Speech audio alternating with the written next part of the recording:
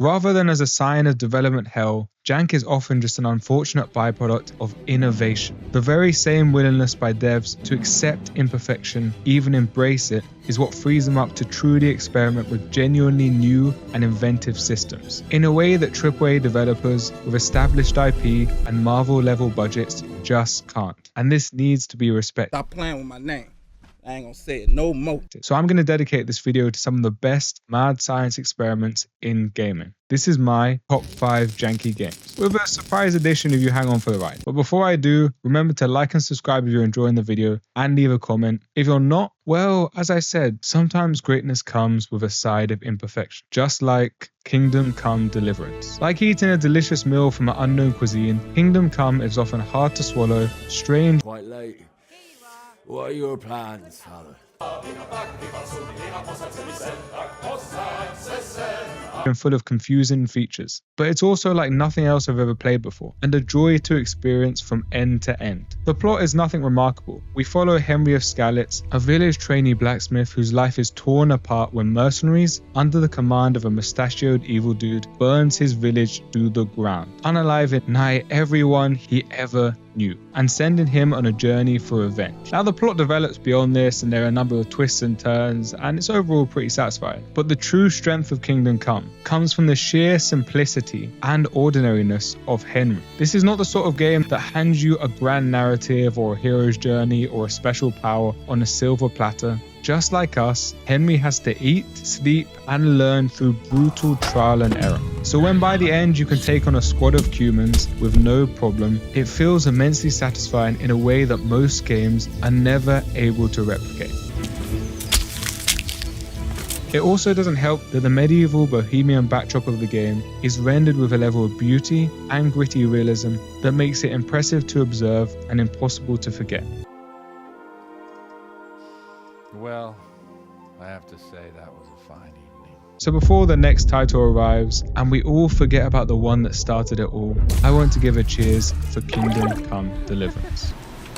I feel quite hungry. Mountain Blade.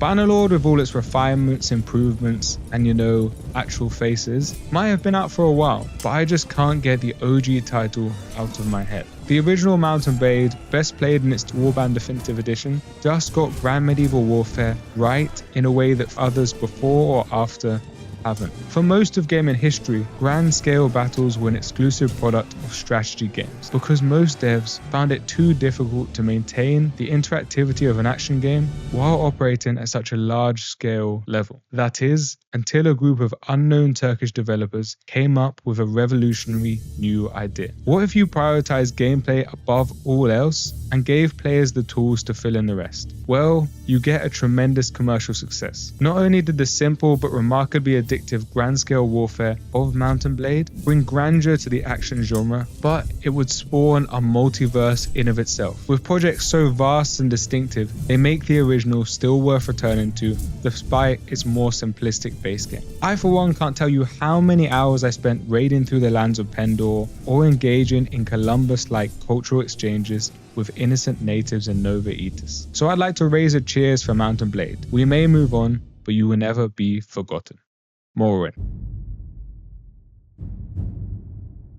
Unlike many in the Elder Scrolls fan community, I actually like the direction of travel Bethesda went with the series. Skyrim was and continues to be one of my favourite games of all time, with such a distinct sense of atmosphere that I can't point to a single game that has objectively surpassed it since release. But this doesn't mean I don't also appreciate the original 3D Elder Scrolls classic, Morrowind. Morrowind is just a different type of Elder Scrolls. As a transitory title, it combines what we've come to associate with the modern format and its acclaimed past, with a level of narrative consequence and focus on role-playing that harkens back to the series' origins, wrapped in a bundle with the world-building and tremendous jank of the PS3-era Elder Scrolls. And when I say Morrowind is janky, I really mean it. Even compared to games at the time, Morrowind is stuffed with so many bugs, technical glitches, and minor inconveniences that the difficulty of actually playing it is enough to put off even the most hardcore fan. I for one am still to this day traumatized by my last playthrough. After 30 hours of gameplay, I was forced to give up because the game kindly decided to corrupt all my saves. Now it's time for the special mention, The Witcher. Dear CD Projekt Red, I love your broken first attempt at the Witcher series. With its simple Slavic charm, We want the girls born of their seed to inherit their father's fortitude. potato heads, and 300-looking villains, not to mention the outright strange tavern banter, but please fix it for the remaster. Kind regards. Dark Souls 2. I'll admit, it's much harder to justify the jank in this one, and trust me, there's plenty of it. Dark Souls 2 feels clunkier, looks worse, and is a far less consistent experience than Miyazaki's classic first entry in the series. So it's hard for me to say its jank was a byproduct of innovation, but for some reason it's always had a strange hold over me. It could be its world, the locations of the original might be far more memorable overall. Who can forget Anor Londo with its grand elevators and gargantuan scale? But Dark Souls 2 also has its fair share of environments that are not only memorable, but distinct in a series known for its gothic castles and gore. I'll never forget entering Majula for the first time and experiencing a weird feeling of serenity as I marveled at its painterly, almost Mediterranean-inspired backdrop. Plus, where else in the series can you find NPCs like this? Oh yes, you may call me Shalqua. Enchanté. Do I need to say any more? Really? Come on. It's a cat. Dragon's Dogma. Dragon's Dogma is the undisputed king of jank. When the devs came up with a plan for this new IP, they didn't ask silly questions like, does this make any sense in the 21st century? Is anyone else doing this? Should we streamline? And so it manages to embody everything good and bad about janky games at the same time. The creativity and innovation is off the charts in some areas. For one, the system is so unique and innovative that when they copied and pasted it for the second entry, it still felt fresh. And the combat is so fluid and yet grand in scale that an average moment can feel like a handcrafted cinematic. And yet, at the same time, some parts of Dragon's Dogma feel like they were constructed by a teenager from 1998. The narrative is either non-existent or ambitious without execution. Its fast travel system is so bad it makes Morrowind look good, at least there you could fly. And this is without even mentioning its faux medieval dialogue. Take hold of what lies beyond. Claim mastery over the eternal ring.